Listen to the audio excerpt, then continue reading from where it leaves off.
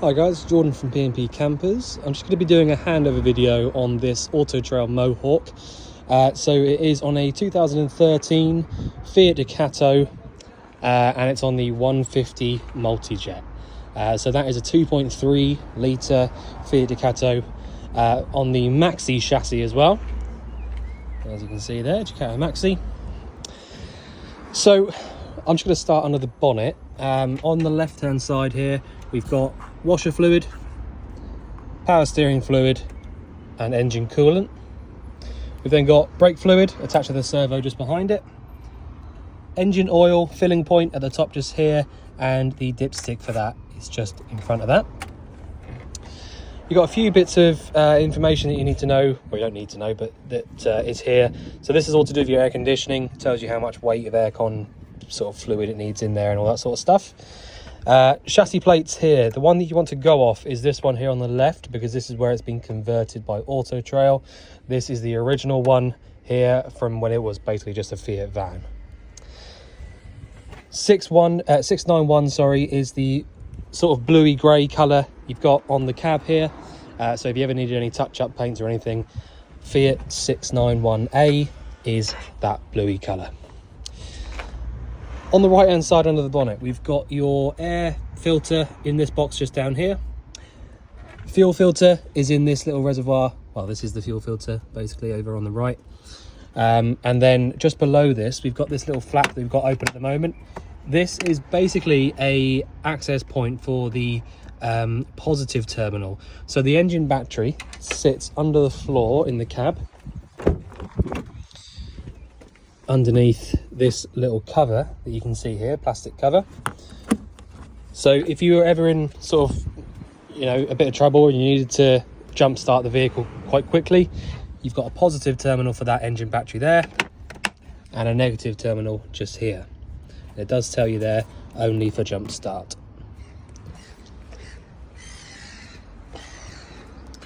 So if we get around to the near side, passenger side, you can see you've got your bonnet release handle just here. You've also got the gas locker release handle here as well, just inside the passenger door. Down low, just to the right, we've got your fuel filling point. Now this is a diesel vehicle and you do need the ignition key to open this one up. We've got the cab blinds all the way around. So these ones work basically just by squeezing these two little buttons in and then pulling it all the way across, all the way until it meets up with the little magnetic strip on this side. And you've got those on this door, driver's door, and across the windscreen as well. Now the difference with the windscreen one is that they'll meet in the middle and they've got a magnetic strip on each one, so they sort of meet together. All right, so I'm going to carry on around the outside now. I'm just going to shut this door. So you've got the gas low refillable bottles in here. Now the refill point is just down here.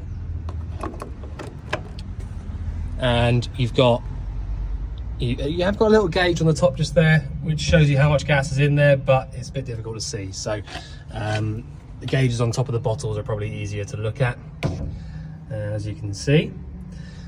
So to turn these bottles on, we just go anti-clockwise around to the left, turns them on, and you basically just want to turn them both on, and then that'll give you access to using anything via the gas inside. And then when you start driving, or when you want to turn them off, anti-clockwise around to the right turns them off. I'm going to leave those on for the minute, just so I can show you some things working inside.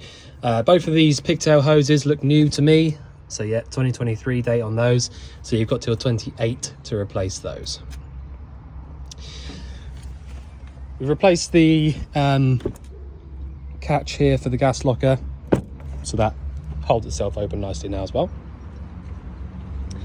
So you've got the original umbrella here, a little thing that AutoTrail used to do, so that's all there intact. The full size wind out awning all up there, that's been out and lubricated as part of the habitation check as well. So the step, we've got a little button just inside this door just here, the little black one at the bottom. If I press on that, step coming in and out really nicely. You've got a little entry light just here where it says Frontier. That will light up when you've got all the lighting on inside. And your awning light just here as well, which I can imagine is going to be this switch here. Oh, I need to put the other light switch on. But yeah. Oh, actually, no, that's wrong. So that switch just there does this little entry light here, the Frontier light. That's what that one does. There's probably a switch on the control panel for that light, actually, thinking about it. So I'll show you that when we get inside. So more towards the back on this near side, we've got this external gas point. So this is a Bullfinch external gas fitting, and this is basically what you would call your barbecue point. So the idea being that you would have the awning wound out, a couple of table and chairs, whatever underneath here, and then you've got your barbecue point to plug in there, and that will basically just be fed from these LPG bottles here in the front. Then got the toilet cassette locker. This is a Thetford toilet cassette. To remove this, we lift up the little orange handle, and then we can pull the entire cassette towards us. From there, you've got a draining point from here, so you just undo this little cap, drain it from there, and hold down the little orange button there at the back whilst you're draining it out. Push that all the way back in, and make sure that this little orange handle goes over the clip there, and then we know it's locked in place.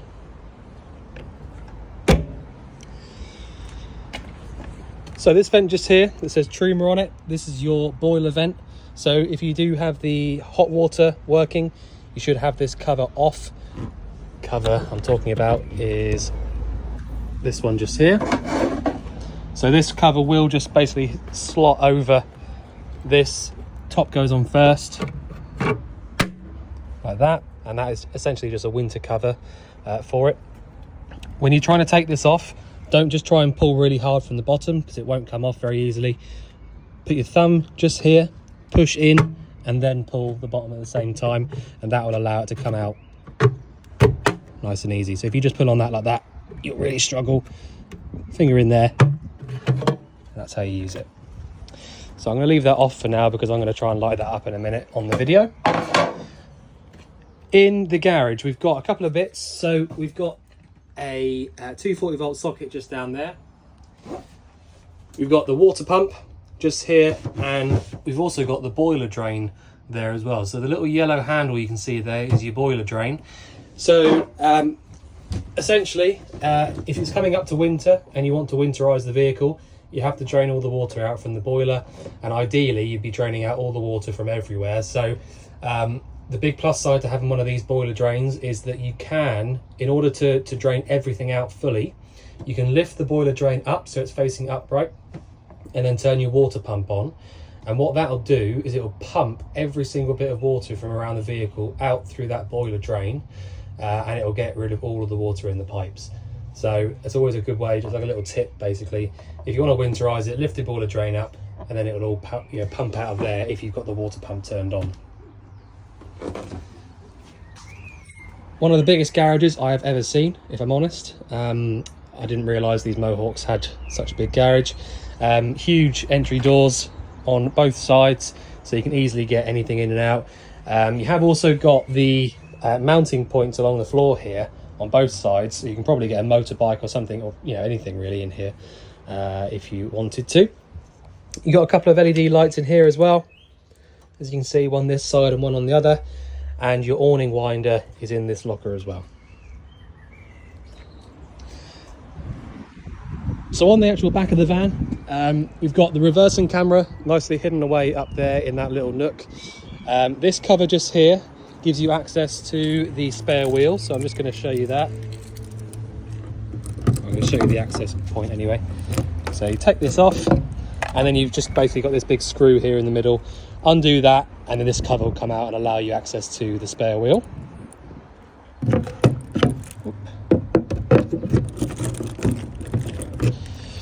You've got the tow bar at the bottom just there as well, with the electrics obviously there as well for it if you wanted to use that.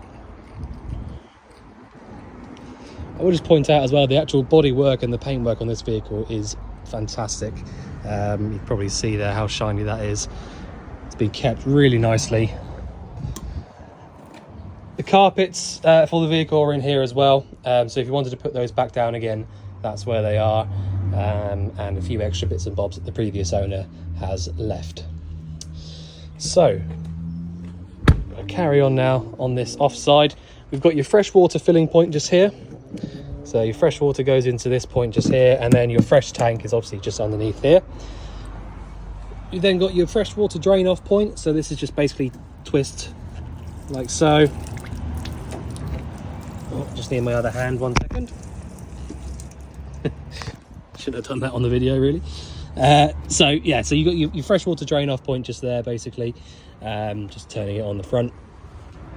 You do need 2 hands, quite obviously, to turn it off. Right, so we've then got the external hot and cold water point just here, which is another bullfinch fitting. I did see that there is a point for that just by the boiler on the other side in the garage.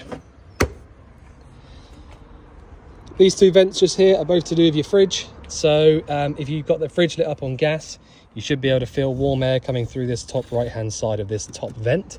And that's just basically a way of double checking that it's definitely working. Now this lower section is something that AutoTrail have been doing for a few years now, which I really like. So you've basically got like a wet storage area over here on the left. You've then got your hookup point up here, and you can also run the cable through this little gap here and still have the locker completely closed and locked if you want to. So hookup goes in there. You've then got your wastewater drain off point just there with that big handle on the side of it, and your twin leisure batteries down there.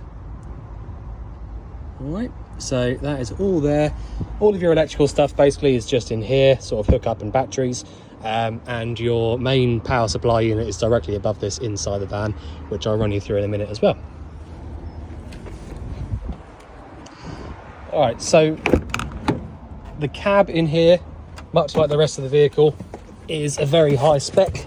I'm just going to run you through a few bits in here. So 27,000 miles. So to be honest with you, barely running for the sort of vehicles that these are. It's very, very low mileage. So we've got the electric adjusting mirrors from this little thing here at the front, electric windows, and you can lock and unlock the cab from just there. Indicators and lights are here from this left-hand stalk. Washers and wipers are on the right. Cruise control is from the lower stalk just here, and that is really simple to use. You've got a double din Kenwood head unit up there, which is all nice and high spec and modern. The 6-speed manual gearbox, air conditioning from the little switch just there in the middle, and your heater controls either side of that. You've got the hazard warning lights from the middle switches here. You can lock and unlock the cab from here as well. That's it really. That's just, you know, that's all the extras in the cab. As I say, you've got the pull across blinds from either side of this windscreen as well. Both front seats swivel round. So you've got a little handle just here on the side of both of these front seats. So when you pull this handle here, you'll then be able to swivel the seat around again with 2 hands. Is easier. Let's try that. There you go. Right, so you can swivel the seat all the way around like so, and then adjust it as and where you want to. So much like the outside, like the bodywork, the upholstery in here is just as good. Matching the purple colour throughout, so you've got the cab all the way through to the middle here, in here as well, and even just the original mattress there, it's got the purple colour on it. So all very, very original in here, but incredibly well kept throughout. And I wouldn't just say that, it is absolutely true. So what am I going to show you first? We have got the control panel up here over this door. So the control panel is really simple to use. You've got a main power switch on the top left. You've then got water pump. And you've got your lights. All right, so that's the top 3 switches just there. If I just zoom in a little bit. So you've then got awning light. So if I press that button just there, I should imagine the awning light's going to be on. There we go. We've then got this little switch just here, which is again going to be something to do with the lights. This is just your lower lights here I've just seen. Right, this battery just here, sorry, this button just here is what I meant to say. This button here is going to be your battery selector. So this is going to be the button that selects which battery is powering the back of the vehicle. So at the moment we've got the lights on. You know, we're going to have various things working from a battery, and this is the button here that tells the vehicle which battery to use. So if we flick through here, this top button up here, we'll go through here, active battery data. All right, so really we do not want the vehicle battery to be selected, because at the moment all of the power that we're using in the back end is being fed from the engine battery, which is what we do not want. So what I'm going to do is I'm going to press this little button just here, press this one, and now it says active battery data, leisure selected. So now the leisure battery is the thing that's powering the lights. So that is what we want it to be on. And the main reason that we want it to be on that is because we've got a massive great solar panel on the roof of this vehicle, and that's charging up the leisure battery basically. We've then got a tank heater. If you want to use that, you can do, you don't have to. It's only really for the winter months. So if I now flick through to the next one, it shows us system levels, batteries and water tanks. So we've got vehicle battery voltage, 12.9, that's perfect.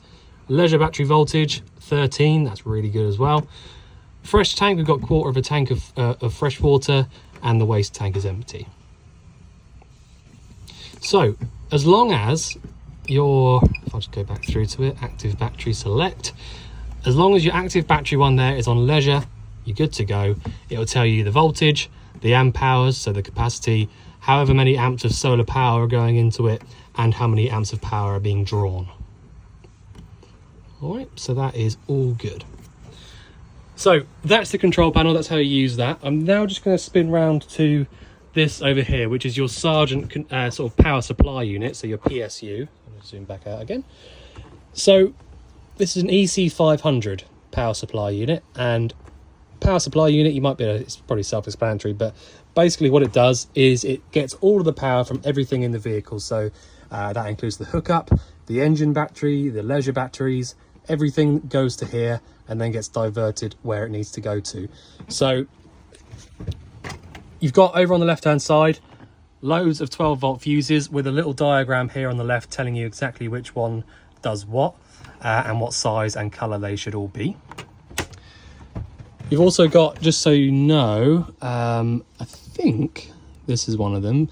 It might not be actually. I was going to say sometimes they've got a little light that comes on next to them if they've blown, but I don't actually know if this is one of those. Might not be, but anyway, if you, so for example, you know, if you come into the vehicle one day and you can't get any lights to work, you'd have a little look through here, see that the lighting circuit is on. What we got there, so lighting circuit 1 is number 10, lighting circuit 2 is number 11. So we'd come in here, have a little look, find 10 and 11 and just check these two. So it really is as easy as that.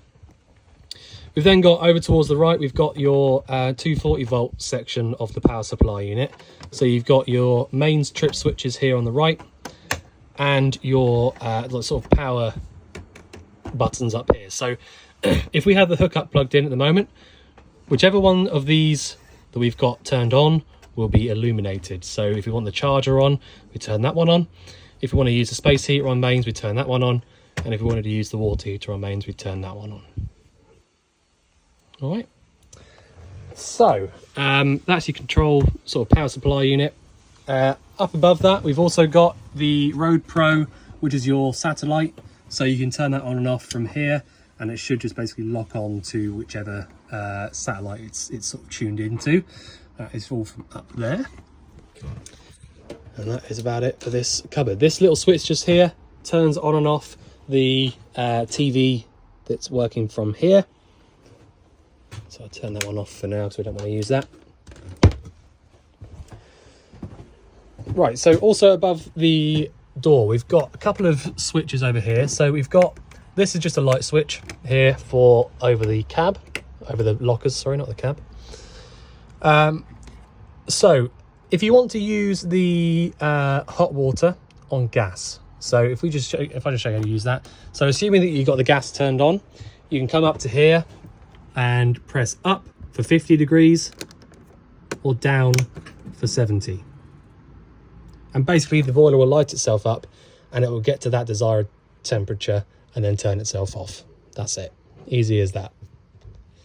So that's how you use the boiler on gas. Now that's assuming that you've taken the cover off on the outside, you've got the gas on, and in a minute I'm just going to show you how you can make sure that the boiler is full of water, but we'll do that in a minute. All right, so that is how you use the hot water on gas. If you want to use the heating on electric, so if you're hooked up on the mains, you can use this heater on electric. First thing you need to do is come over to your power supply unit, make sure that your space heater switch is on, and then come over to the switch over here and select between 500, 1000 or 2000 watts. And that will basically just start heating up this little heater down here. Okay, so I'll just turn that one off now, just in case, but we're not hooked up at the moment, but just so we don't forget. So that's that area up there. I'll just make sure there's nothing I'm missing. Right, so what I was saying about the pump, so it's really important to do a couple of things to do with the boiler. First things first, to make sure that your boiler drain is down flat like it is now, like I showed you out earlier on. And also to make sure that the boiler is actually full of water. Now the only way to do that is to first of all turn your pump switch on up on the control panel, and then all you need to do is come over to the sink and draw the water through hot and cold. So we're going to do cold first. Lift up on that, got a good pressure, and then over around to the left for the hot, got a good pressure there as well.